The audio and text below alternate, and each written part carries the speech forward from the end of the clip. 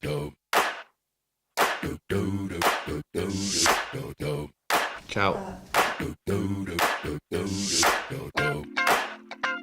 I knew that it had been a long time since my last album.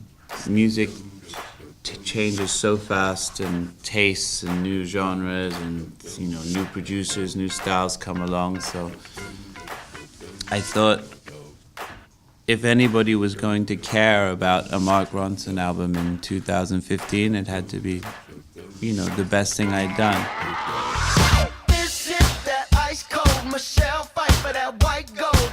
This one for them hood girls. When I first asked Michael if he would write the lyrics to the album, there was definitely a strong temptation in the beginning to make a story through the whole album.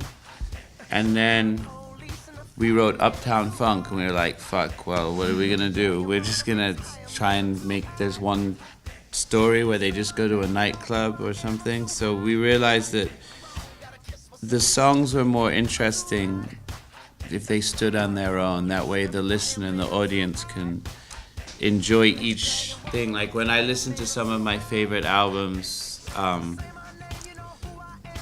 I like that and I get lost in the lyrics. Things like maybe Steely Dan or things that are very narrative. I get to decide the story for myself, not be told, hey, this is the story, this is what's happening, You get to paint your own picture, which I like. So that's what we tried to do. Don't believe me, just watch.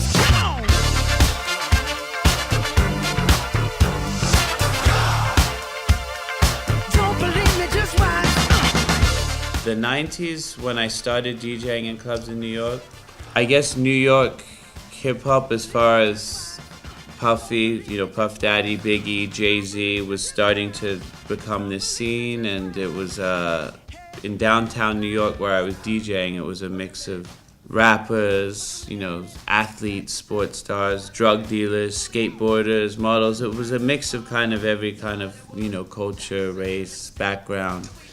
And people came for the music as well, before you had VIP and bottle service and, camera phones, and people could still smoke in the club. It was a little bit more, the energy and the dancing thing was pretty amazing. So I feel lucky to have got to see some of that era.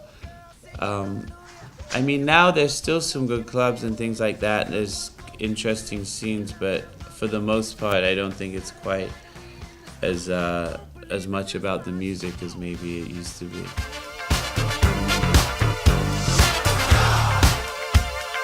Don't believe me, just watch.